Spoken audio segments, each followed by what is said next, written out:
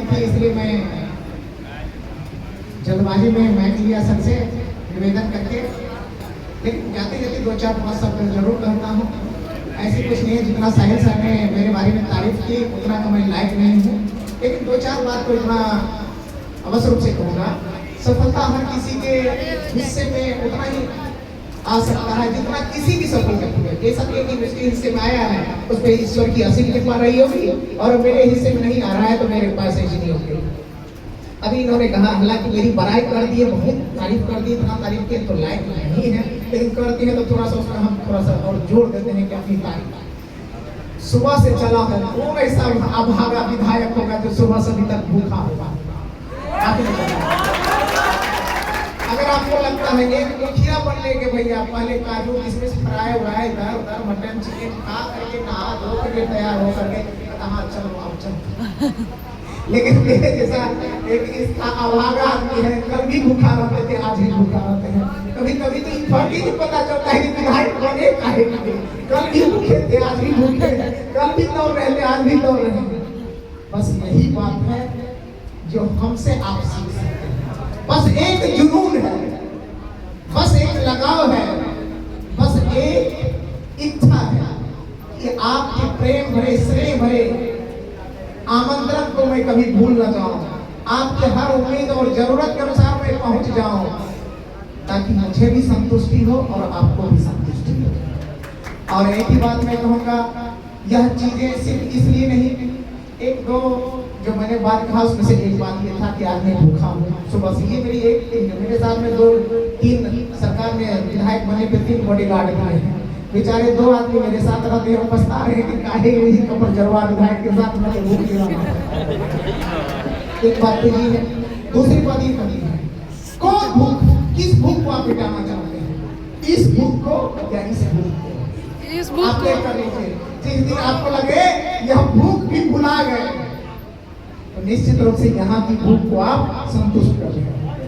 तो अगर यह भूख जिस दिन आपके अंदर जग जाएगी, यह भूख आपको परेशान नहीं करेगी, और जिस दिन आपको यह भूख परेशान नहीं करेगी उस दिन आपके माता पिता समाज और इस प्रदेश और पूरे देश को आप पे गर्व होगा, इतना मैं जरूर कर सकता हूँ। हम लोग क्या है, कभी इस भूख से परेशान होते हैं, कभी शरीर के आलस से परेशान होते हैं, कभी नींद से परेशान होती हैं, कभी मान मर्यादा के लिए परेशान होते हैं, कभी लगता है अहंकार तो मुझे वहां जाएंगे तो मान प्रतिष्ठा नहीं मिलेगी। इसलिए इन छोटी छोटी चीजों को त्याग दीजिए, इन छोटे छोटे चीजों को त्याग दीजिए। भूख से ऊपर उठ जाइए, नींद से ऊपर उठ जाइए, आलस से ऊपर उठ जाइए, अपना पराया से ऊपर उठ जाइए, रात दिन मेहनत कीजिए, राइट डायरेक्शन में मेहनत कीजिए। फिर जितनी सफलता इस देश और दुनिया के कोई भी लोग अर्जित किए होंगे उतना निश्चित आपके पैरों और चरणों के नीचे बना होगा। दूसरी बात मैं, तीसरी बात मैं ये कहूँगा, जन्म हर व्यक्ति को एक बार मिला है।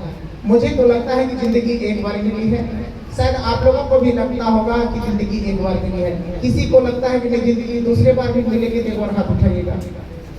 अच्छा, आपको लगता है 2 बार मिलेगी, 2 बार मिलेगी। एक बार हमको लगता है एक बार मर जाएंगे तो फिर अगले जन्म में गधा बनेंगे, कुत्ता बनेंगे, चुचुंदा बनेंगे, करिया बनेंगे, मुझे तो पता नहीं है।